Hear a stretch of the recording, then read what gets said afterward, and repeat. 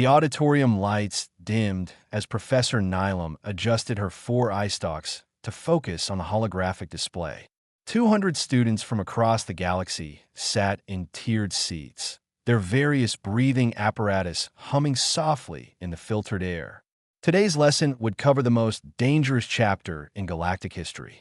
Deathworlders, Nylum began, her voice amplified across the vast chamber.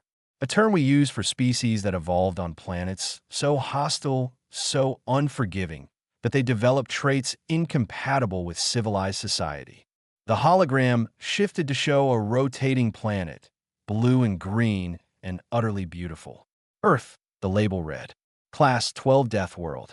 Extinct. A Flixen student in the third row raised a translucent tentacle.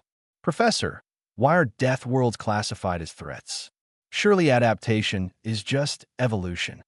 Nylum's eye stalks swiveled toward the student. An excellent question. Let me show you why. The display changed to show a bipedal skeleton encased in a museum preservation field.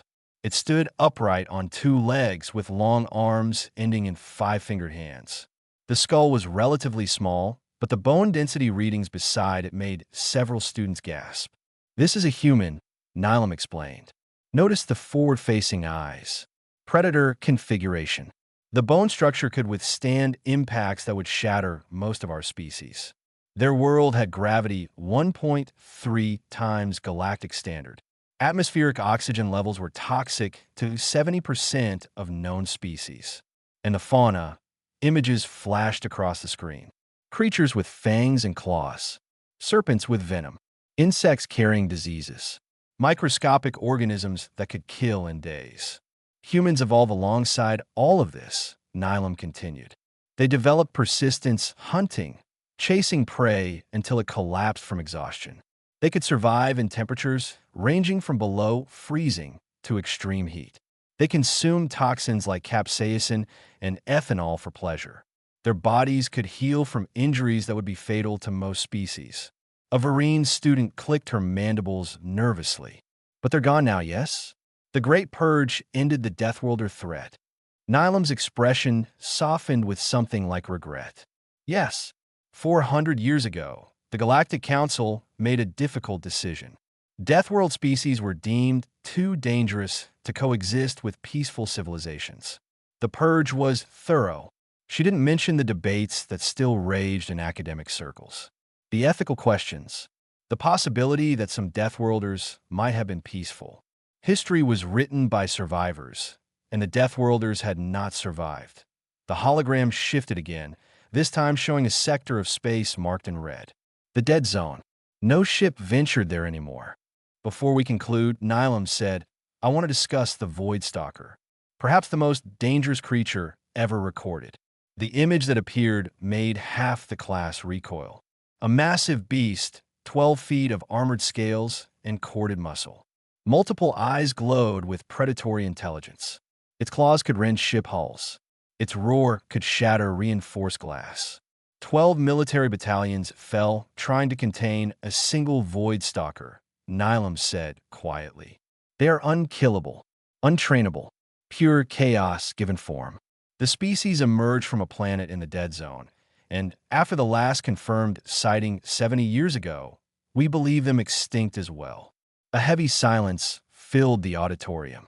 This was why they studied history, to remember the dangers the galaxy had faced, to understand why certain protocols existed. The galaxy is safer now, Nylum concluded. We have achieved something remarkable, a civilization spanning thousands of worlds, living in harmony. The price was high, but necessary. Deathworlders and creatures like the Void Stalker simply could not be integrated into our society. She prepared to dismiss the class when every student's personal comm device chimed simultaneously. Emergency broadcast. Nylum's own device vibrated against her teaching podium. The message was brief but alarming. Unknown vessel emerging from uncharted space. Distress beacon active. All stations on alert. Nylum felt her blood chill. Ships didn't come from uncharted space. Nothing lived out there anymore. The purge had been complete, that hadn't it? A student pulled up the news feed on the auditorium's secondary screen. A grainy image showed a battered ship of unfamiliar design approaching Station Helix 7, one of the border outposts that monitored the edge of civilized space. The design was old, ancient even, pre-purge era. Professor, a student whispered, "What kind of ship is that?" Nilam enhanced the image, her scholarly training taking over despite her growing unease. She recognized the whole configuration from historical archives. Colony vessel, human design, but that was impossible. Humans have been extinct for 4 centuries. The news feed updated with breaking text. Vessel confirmed TO contained biological signatures. Origin unknown. Station Helix 7 initiating containment protocols. Nilam dismissed the class with a distracted wave. Students filed out, chattering nervously about the mysterious ship. But Nilam remained, staring at the holographic display. She pulled up the human skeleton again, studied the bone structure, the predator's eyes, the hands that could create tools or weapons with equal ease. Somewhere in the back of her mind, a terrible thought formed. What if the purge hadn't been complete? What if something had survived out there in the darkness between stars? Her comm device buzzed again. This time, a personal message from the Galactic Council's scientific division. Professor Nilam, your expertise in Deathworld studies is requested at Station Helix 7. Immediate departure authorized. She looked once more at the rotating image of Earth. That beautiful, terrible world that had birthed the most adaptable predators the galaxy had ever known.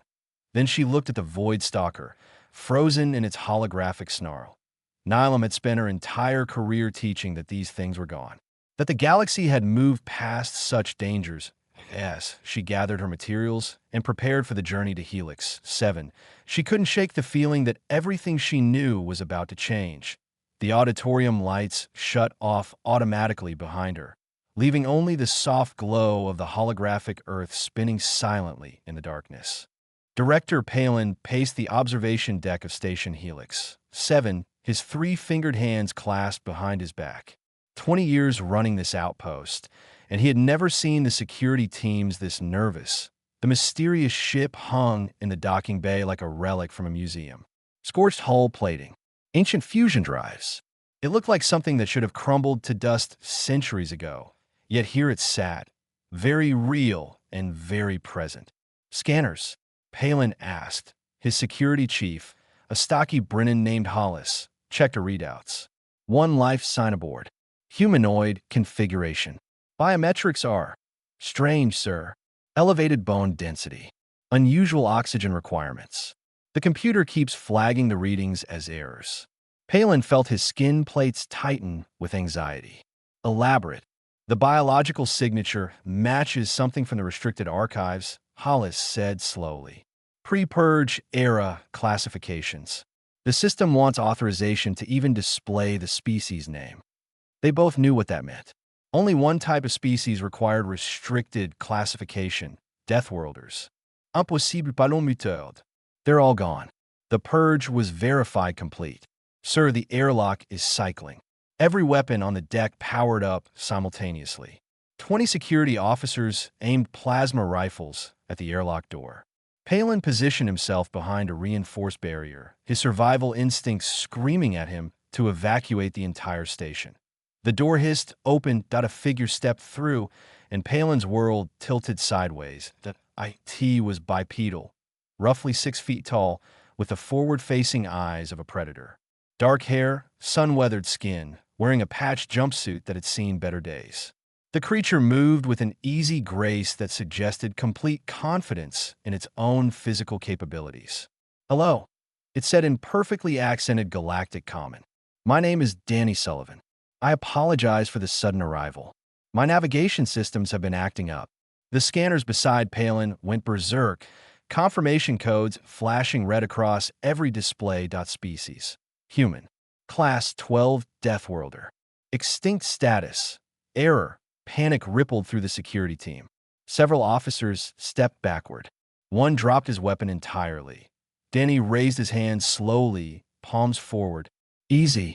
I'm not here to cause trouble. Just need some supplies and maybe directions to the nearest inhabited system." "You're human," Palin breathed. Yeah, Danny said with a tired smile. Last I checked, anyway. Humans are extinct. Have been for 400 years. Danny's smile faded. 400? How long was I in cryo? He looked genuinely shocked, which somehow made the situation even more surreal. Palin had expected a monster, a raging beast, not this exhausted traveler who seemed more confused than dangerous. Hollis kept her weapon trained on Danny. Sir, protocols require immediate containment of any Deathworld species. I understand you're scared, Danny said calmly, still not lowering his hands. But I promise you, I'm not a threat. My colony ship had a malfunction. I've been drifting in and out of cryo sleep, trying to find, well, anybody really. Colony ship? Palin asked. We left Earth in 2247, Danny explained. 2,000 colonists heading for a new world. Something went wrong in transit. Everyone else died. Just me left. And I've been limping through space ever since, looking for help. Palin felt an unexpected pang of sympathy. Survivor of a failed colony mission. Alone for centuries. It was a tragedy from any perspective. Then the station's structural sensors began screaming warnings. Something massive had moved inside Danny's ship. Something big enough to register on the station's seismic monitors. Danny winced. Okay, so I should probably mention I'm not completely alone. Every weapon swiveled back to aim at him. What else is on that ship? Hollis demanded. A friend, Danny said.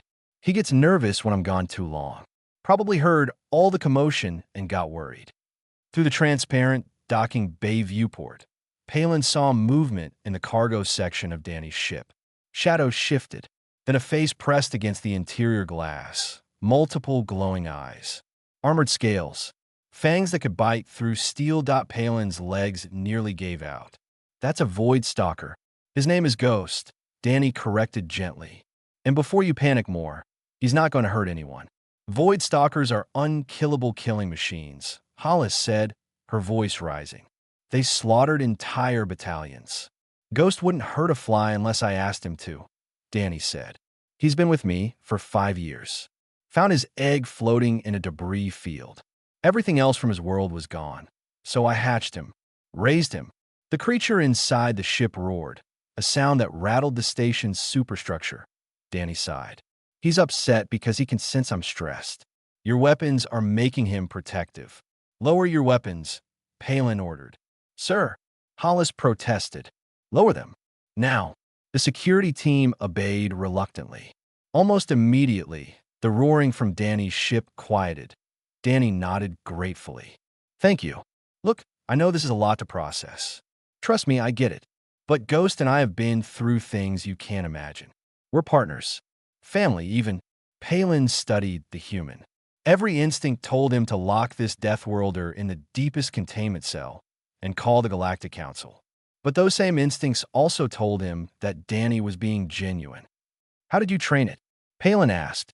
I didn't train him, Danny said. I raised him. There's a difference. You don't train family. A void stalker is family. The concept was absurd. Impossible. Yet the creature had calmed when Danny's stress decreased. That suggested awareness. Connection. Director, Hollis said quietly. We need to report this. I know, Palin said. Then, to Danny, I'm going to need you to return to your ship. We'll provide supplies, but you'll need to remain in the docking bay until we figure out what to do. Danny nodded. Fair enough. Can I ask one thing, though? What? What happened to Earth? You said humans are extinct. What about my homeworld? Palin wished he didn't have to answer. The Galactic Council declared Deathworld species too dangerous to coexist with peaceful civilizations. There was a purge. Earth was sterilized 400 years ago. The color drained from Danny's face. For a moment, the human just stood there, processing the death of his entire species. His home. Everything. When he spoke again, his voice was hollow. I see. Then Ghost and I really are the last of our kinds. He turned and walked back toward his ship, shoulders slumped under the weight of extinction. Palin watched him go, feeling like he had just delivered the cruelest news possible. Inside the ship, the void stalker pressed against the glass again. But this time, Palin noticed something different in those alien eyes' recognition. Concern, The creature was worried about Danny. What kind of galaxy had they created, Palin wondered, where loneliness could bridge the gap between species that should have been mortal enemies? The security feeds were being watched by every crew member on Station Helix 7. Palin had given up trying to maintain operational secrecy. Word spread too fast, and besides, everyone deserved to know if they were about to die. Danny had entered his ship's cargo bay 20 minutes ago. The cameras showed him moving through the dimly lit space toward the massive shape lurking in the shadows. He's insane, Hollis muttered beside Palin. Walking toward that thing without even a weapon. Palin said nothing. He couldn't look away from the screen. The Void Stalker emerged from the darkness, and several watching crew members gasped. It was even larger than the historical record suggested. 12 feet of pure predator, with scales that looked like they could deflect plasma fire. Its multiple eyes tracked Danny's approach with unnerving focus. Those eyes, Palin noticed, weren't filled with rage. They looked almost worried. "Hey, buddy." Danny's voice came through the audio feed, soft and reassuring. "Sorry about that. Lots of scared people out there. You know how it is." The creature made a low, rumbling sound deep in its chest. Not quite a growl, but something more complex. Almost like speech. Danny approached until he stood directly in front of Ghost. The size difference was staggering. The Void Stalker could have swallowed the human whole. Instead, it lowered its massive head and pressed it gently against Danny's chest. "I know," Danny said, running his hand along the creature's scaled neck. "I'm okay. Nobody's going to hurt us." "Well, probably. We'll see." Ghost pulled back slightly, and one of his eyes focused on Danny's face while the other scanned the cargo bay, checking for threats. "Protective behavior. Look at that," Palin whispered. "It's guarding him." "Impossible," Hollis said. "Void Stalkers don't form attachments. They're solitary apex predators." "Then explain what we're seeing." On screen, Danny was now examining Ghost's left rear leg. The creature shifted to give him better access, moving with surprising care despite its size. "You caught that micrometeor 2 days ago," Danny said, probing gently at a section of scales. "I told you to stay in the shielded section during debris fields." Ghost made a huffing sound that could only be described as sheepish. Danny pulled a medical kit from a wall compartment and began treating the wound. The Void Stalker remained perfectly still, trusting completely. "He's performing medical care," a medical officer said from somewhere behind Palin, "on a creature that killed 12 battalions. And it's letting him." "How long did you say they'd been together?" Palin asked. Hollis checked her notes. The human claimed 5 years. Said he found the egg in a debris field. So he raised it from birth. "Hatching," Hollis corrected. "But yes." Palin watched as Danny finished bandaging the wound. Ghost tested his weight on the leg, then made a pleased rumbling sound. Danny smiled and patted the creature's flank affectionately. "Good boy," Danny said. "Now, we need to talk about the situation. These people are scared of us. Both of us. We're going to need to be patient while they figure things out." Ghost tilted his head, processing. Then he settled down on the cargo bay floor, making himself as non-threatening as possible, which was difficult when you were a 12-foot monster, but he tried. "That's my friend," Danny said warmly. A new voice crackled over the station's communication system. "Helix 7, this is Professor Nylam requesting docking clearance." Palin activated his comm. "Professor, welcome.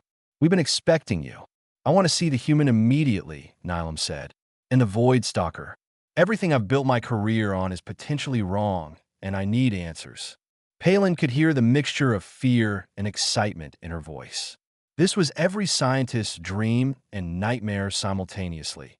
Within the hour, Nylam stood beside Palin in the observation deck, all 4 eye stalks focused on the cargo bay cameras. "Remarkable," she breathed. "Absolutely remarkable." Danny had noticed the additional attention. He waved at one of the cameras. "If anyone wants to talk, I'm here. I promise we're friendly." Nylam activated the comm system. "Mr. Sullivan, I'm Professor Nylam, xenobiology specialist. I have questions." "I bet you do," Danny said with a slight smile. "Fire away. How did you train the Void Stalker?" "I didn't train Ghost. I raised him. There's a difference." "Explain." Danny settled himself against a cargo crate, and Ghost moved closer, positioning himself like a protective wall between Danny and the cameras. Training implies dominance, Danny said. You force a creature to behave a certain way through reward and punishment. But Ghost isn't my pet or my weapon. He's my partner, my family. Void stalkers don't form familial bonds. Based on what evidence? Danny challenged gently. The only studies done on his species were by people trying to kill them. You can't understand a creature's true nature when you're only seeing it fight for survival. Nilam's eye stalks quivered. Continue. When I found Ghost's egg, I had a choice. Space it or try to save it. I chose to save it because I understood what it meant to be alone in the universe. When he hatched, I was the first thing he saw. I fed him, kept him warm, taught him to hunt in the hydroponics bay. We learned each other's languages. Languages? Nilam interrupted. Void stalkers don't have language. Ghost made a series of rumbling sounds, varying in pitch and rhythm. Danny responded with a pattern of clicks and whistles. He just said you're being rude, Danny translated, and that his species absolutely has language. You just never bothered to listen. Silence filled the observation deck. Prove it, Nilam demanded. Danny turned to Ghost and spoke in clicks and rumbles. Ghost responded, then moved to a specific cargo container. He carefully used one claw to manipulate the lock, opened it, and retrieved a ration pack. He brought it to Danny and set it down gently. I asked him to get me food, Danny explained. That requires understanding abstract concepts, communication, intelligence. Nilam's entire worldview was crumbling. The Great Purge killed billions of potentially intelligent beings. Yeah, Danny said quietly. It did. Ghost's entire species is gone except for him. My entire species is gone except for me. We're the last survivors of worlds that were erased because the galaxy decided we were too dangerous to live. He looked directly at the camera. But here we are, two orphans from extinct worlds. We're not raging monsters. We're not trying to hurt anyone. We just want to exist. Is that really too much to ask? Ghost moved closer to Danny, protective and gentle simultaneously. Palin felt something shift in his chest. Guilt, maybe, or recognition of a terrible injustice. What happened to my world wasn't self-defense, Danny continued. It was genocide, and I think you're starting to realize that. Professor Nilam stood frozen, her 4 eye stalks trembling. Everything she had taught was wrong. Everything the galaxy believed was based on fear, not fact. And here in this cargo bay sat the proof, a human and a void stalker who had become family in the darkness between stars. Professor Nilam requested a private communication channel with Danny. Palin granted it, then immediately regretted not having the clearance to listen in. Whatever they discussed lasted 3 hours. When Nilam emerged from the secure comm room, she looked like she had aged a decade.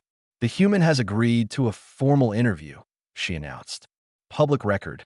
He wants the galaxy to hear his story directly. Is that wise? Hollis asked. The council won't be pleased. The council can file their displeasure in the recycling system, Nilam said with surprising venom. We committed genocide based on incomplete information. The least we can do is listen. The interview chamber was set up with cameras broadcasting to every major news network in civilized space. Danny sat in a reinforced chair designed for larger species, looking small and tired. Ghost waited in the cargo bay, visible through a transparent wall. Nilam settled across from Danny, her academic composure barely maintained. For the record, she began, please state your name and origin. Danny Sullivan. Born in Seattle, Earth. Sol System. Left home in 2247 on the colony ship Endeavor, heading for a world we'd named Hope.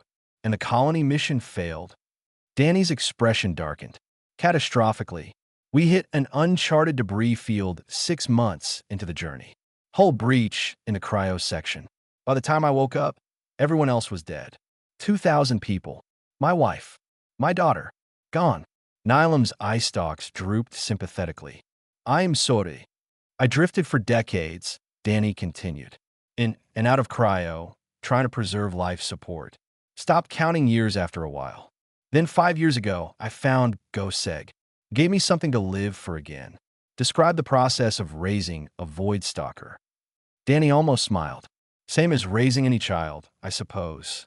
Patience. Consistency. Love. When Ghost hatched, he was terrified. Tiny thing, barely 2 feet long. He tried to bite me, and I just wrapped him in a blanket until he calmed down. You showed no fear.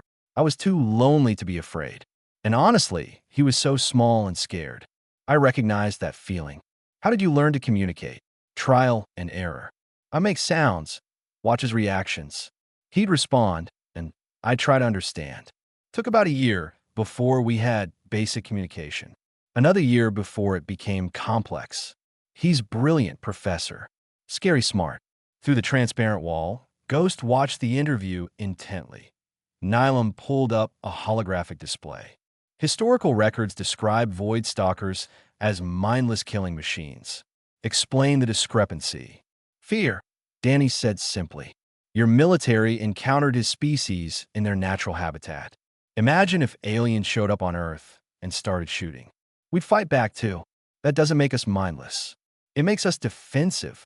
But the casualties were tragic, Danny agreed. On both sides. But your forces never tried communication, never tried understanding. They saw threats and responded with violence. Ghost people responded in kind. Nylum pulled up another file. Our research indicated void stalkers were solitary hunters. They're pack hunters, Danny corrected. Ghost told me about his family structure. They lived in groups of 20 to 30, had complex social hierarchies, raised their young communally. Everything you thought you knew was wrong because you were shooting first and asking questions never. How do we know you're telling the truth? Test him, Danny said. Give Ghost problems to solve. Teach him new concepts. Watch him demonstrate abstract thinking. The evidence is right there, but you have to be willing to see it. Nylan was quiet for a moment, processing. What about humans? Your species was classified as Class 12 Deathworlders. Aggressive, territorial, dangerous.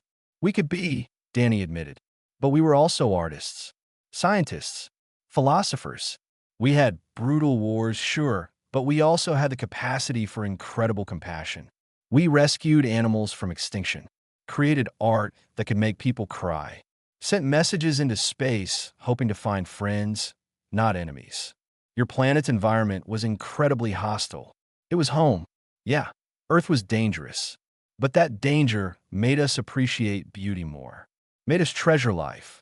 We knew how fragile existence was because we saw death regularly. That didn't make us monsters. It made us human. Ghost made a low sound from the cargo bay. Danny glanced over and responded with clicks. Ghost settled down. You want to know if you're being mean to me? Danny translated. I told him you're just asking questions. The bond between you is genuine, Nylum observed. He's the only family I have left in the universe. I die for him. He died for me. That's not ownership or training. That's love. Nylum pulled up images of Earth during the purge. Cities burning, oceans steaming, the planet rendered lifeless. This was your home, she said quietly. How do you not hate us? Danny looked at the images, pain written across his face. Hate is easy. It would be so easy to be angry, to want revenge. But Ghost taught me something important. He could have killed me when he was strong enough. I was alone, vulnerable, keeping him trapped on a ship. Instead, he chose to trust me, chose to see past his own fear and pain.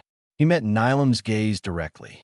If a creature everyone calls a mindless monster can choose compassion over violence, then so can I. Hating you won't bring my world back. Won't bring Ghost's family back. It'll just create more pain. What do you want, Danny Sullivan? To exist, Danny said. To not be hunted or imprisoned for the crime of being born on a dangerous world. To prove that Deathworlders aren't the threat you made us out to be. And maybe, if I'm really lucky, to find out that Ghost and I aren't completely alone. That maybe some others survived out there in the dark. Nylum felt tears forming in her primary eyes. I spent my career teaching that the galaxy was safer without your kind. I was wrong. You didn't know, Danny said gently. But now you do. Question is, what are you going to do about it? The interview ended, but the broadcast continued transmitting Danny's final question across the galaxy. In the observation deck, Palin watched as news feeds exploded with reactions. Some called Danny a liar. Others demanded his immediate execution. But many, so many, were asking the same question Nilam had been asked. What if we were wrong? What if the Deathworlders weren't the real threat? What if the greatest danger had been our own fear all along? The Galactic Council warship arrived 3 days after Danny's interview broadcast. It was a massive vessel, bristling with weapons designed to crack planets. The message was clear before anyone even spoke. Commander Brex materialized on the station's main deck via transport beam, flanked by 50 armed soldiers. He was a Cormani, a species known for their rigid adherence to protocol and military precision. Where is the Deathworlder? Brex demanded without preamble. Director Palin stepped forward, trying to project calm he didn't feel. In the docking bay. He's been cooperative. Cooperative, Brex repeated with obvious disdain. Statute 772 of the Galactic Peace Accords is clear. All Deathworld species are to be immediately contained and removed from civilized space. No exceptions.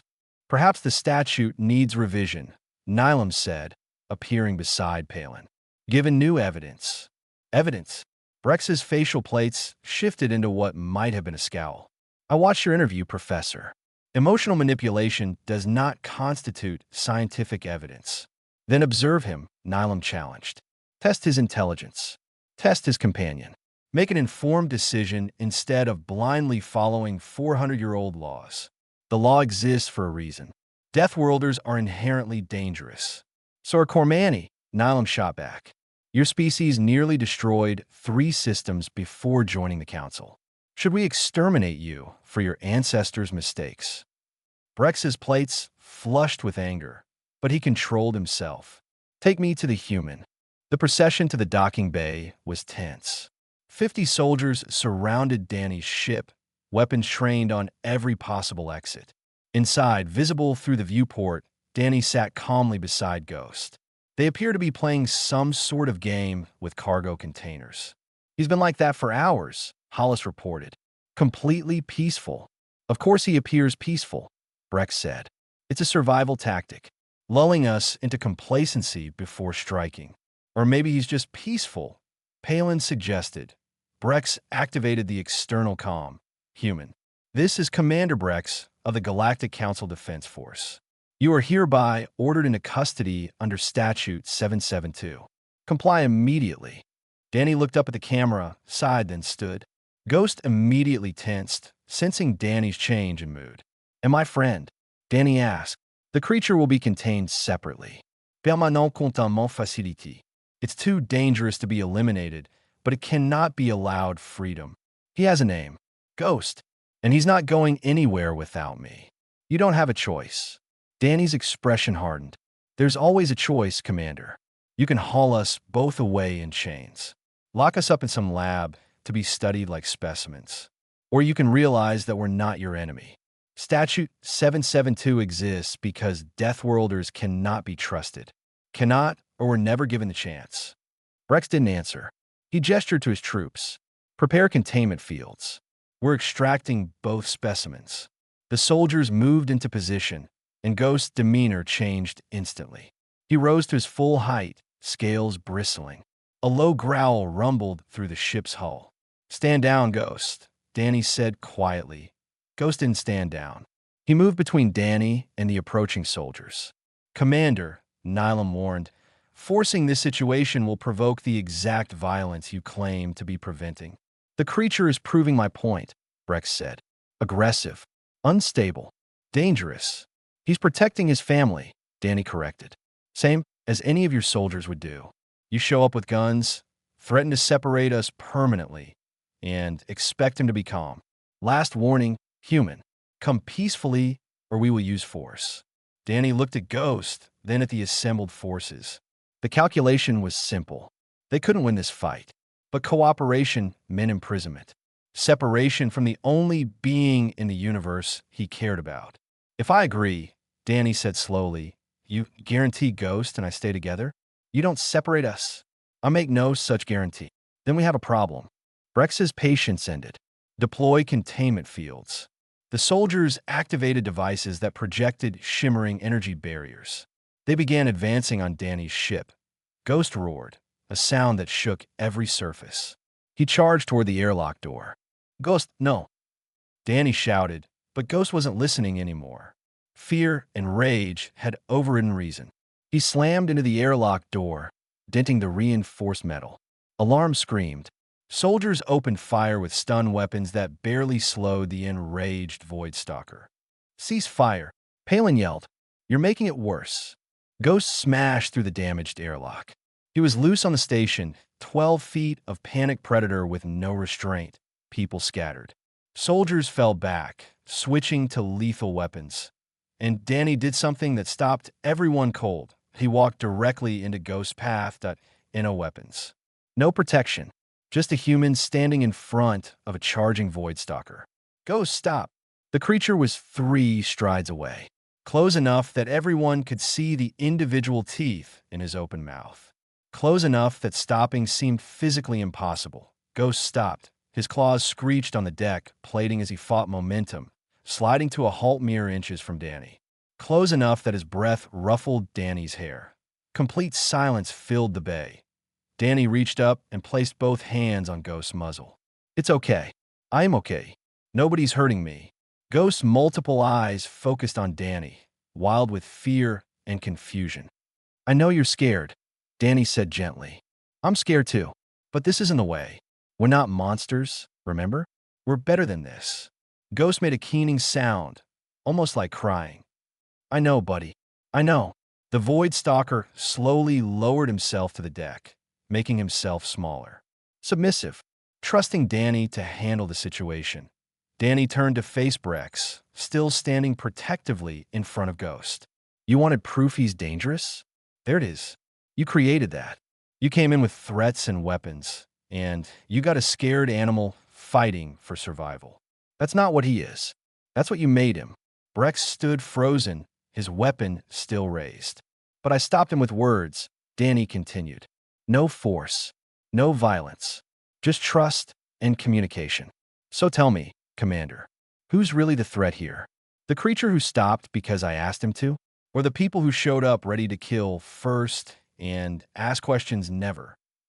Nalam stepped forward. Commander, you've just witnessed something unprecedented. The humans stopped a Voidstalker mid-charge through nothing but their bond. That's not danger. That's partnership. Brex slowly lowered his weapon. Around him, soldiers did the same. This changes nothing, Brex said, but his voice lacked conviction. It changes everything, Nilam countered. And you know it. Ghost pressed his head against Danny's back, seeking comfort. Danny reached back to touch him, reassuringly point 2 survivors from dead worlds, standing together against a galaxy that feared what it didn't understand. The question now was whether that galaxy could learn to, or if fear would win again. The standoff lasted for 6 hours. Commander Brex refused to leave. Danny refused to be separated from Ghost. The entire station held its breath, waiting for violence that never came. Finally, Brex's comm device chimed. He listened for several minutes, his facial plates shifting through emotions too complex to read. When he finished, he looked at Danny with something that might have been respect. The Galactic Council has reviewed the footage of the incident, Brex said slowly. And the interview, and several thousand academic papers that Professor Nilam transmitted to them. And, Danny prompted, they've agreed to a provisional status. You and the Voidstalker will be granted temporary freedom pending evaluation. If you prove to be non-threatening, the containment order will be withdrawn. That's it, Danny asked suspiciously. Just like that? No, Brex admitted. Not just like that. The council is in chaos. Half want you imprisoned immediately. The other half want you declared sentient beings with rights. The compromise is observation. So we're free, but not really free. Would you prefer the alternative? Danny looked at Ghost, who had remained calm throughout the entire negotiation. What are the terms? You'll be assigned a diplomatic liaison. You'll undergo intelligence testing. Both of you. You'll make regular reports on your activities. And you cannot leave designated zones without approval. Prison with nicer walls, Danny said. Probation, Brex corrected, with the possibility of full freedom if you prove yourself. And if we refuse? Brex's silence was answer enough. Danny sighed. Fine. We'll play along. But I want something in return. You're in no position to negotiate. I stopped Ghost from tearing through your soldiers. I'd say that earned some negotiating room. Brex considered. What do you want? Help me look for other survivors. Other Deathworlders who might have escaped the purge. If Ghost and I aren't alone, they deserve the same chance we're getting. That's a substantial request. It's a fair one. Brex looked at his soldiers, then at Ghost, then at Danny. I'll present it to the council. 3 weeks later, Danny stood in a proper apartment on Station Helix 7. Ghost had his own section, designed to accommodate his size. It was the first real home either of them had known in years. Professor Nylam visited daily, conducting tests that were equal parts science and getting to know them. Ghost demonstrated problem-solving that exceeded most sapient species. Danny proved he could read, write, and think in ways that defied the Deathworlder stereotype. News of the human and his impossible friend spread across the galaxy. Some called for their destruction. Others called them heroes. Most just wanted to see for themselves. The testing sessions became public broadcasts. People watched Ghost solve three-dimensional puzzles. They watched Danny explain human history with patience and grace. They watched the two interact with a gentleness that contradicted everything they'd been taught. 4 months after their arrival, the Galactic Council made their decision. Danny Sullivan and Ghost were declared sentient beings with provisional rights. The search for other Deathworlder survivors was approved. Professor Nylam was appointed to head a new committee for Deathworld studies and rehabilitation. Commander Brex, to everyone's surprise, volunteered to lead the security detail for the search missions. If we're going to overturn centuries of policy, he had said, we should do it properly. The first search mission launched 6 months later. Danny, Ghost, Nylam, and Brex aboard a ship designed for long-range exploration. Their target was a sector near the dead zone, where unverified signals had been detected, but on the bridge, Danny looked at the star chart with hope he hadn't felt in years. You really think others survived? Nylam asked. I have to believe it, Danny said. Ghost and I can't be the only ones. Ghost made a rumbling sound that had become his version of agreement. What will you do if we find them? Brex asked. Other Deathworlders who might not be as peaceful as you. Talk to them. Danny said simply. Listen, try to understand. Same as anyone should do when meeting someone different. And if they're hostile, then we find out why. Fear, usually. Trauma. Nobody's born a monster, Commander. They're made by circumstance. The ship jumped to hyperspace, carrying its unlikely crew toward unknown space. Behind them, the galaxy watched and waited. Universities were revising their curricula. Politicians were debating new laws.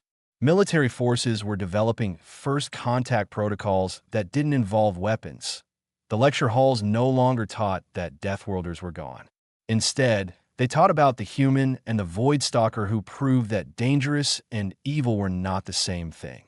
Children from 100 species played games pretending to be Danny and Ghost, the unlikely heroes who changed everything.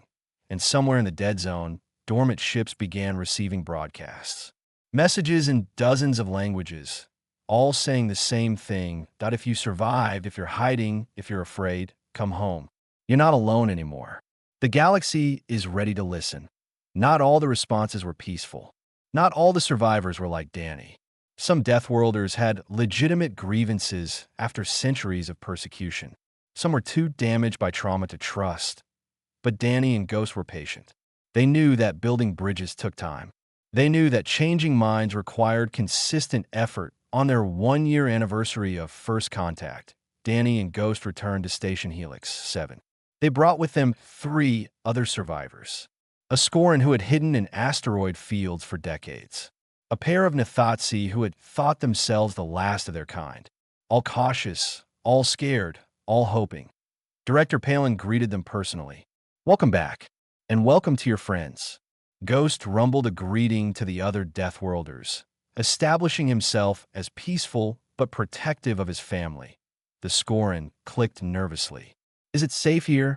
As safe as anywhere, Danny said. People are still scared. Some still hate us, but others are trying. That's all we can ask. Professor Nylam approached with her usual enthusiasm. We have apartments prepared. testing facilities that are actually comfortable. And most importantly, no weapons pointed at you. The Nathatsi pair exchanged glances. No tricks. No tricks nilam pramist. Just a chance to prove your people, not threats. That night, Danny stood on the observation deck with Ghost beside him. Below, the galaxy glittered with billions of lights. Billions of worlds. Some would accept them. Some wouldn't. But for the first time in centuries, Deathworlders had a chance. We did it, Danny said quietly. Change the galaxy a little bit. Ghost pressed his massive head against Danny's shoulder, gentle as always. Yeah, Danny smiled. We make a good team. Somewhere in the darkness between stars, other survivors saw the light of Station Helix 7. Other Deathworlders began calculating routes home. The galaxy had believed they were gone. It had been wrong about so many things, but it was learning, and that Danny thought was the most human thing of all. The ability to admit mistakes and change. To see past fear and find compassion. To recognize that survival wasn't about eliminating threats, but about learning to coexist. He looked at Ghost, the creature everyone had called unkillable. The monster who had become family. Come on, buddy, Danny said. Let's go home. Together, the last human and the last Void Stalker walked away from the viewport. Behind them, the galaxy turned, carrying its countless worlds forward into a future where dangerous didn't mean evil, where different didn't mean enemy, that a future where even the deadliest could prove they had the kindest hearts. And somewhere, in lecture halls across civilized space, Professor Nylam began her classes with a new opening line. Let me tell you about the day everything we knew changed. Let me tell you about the human who tamed nothing, but befriended everything.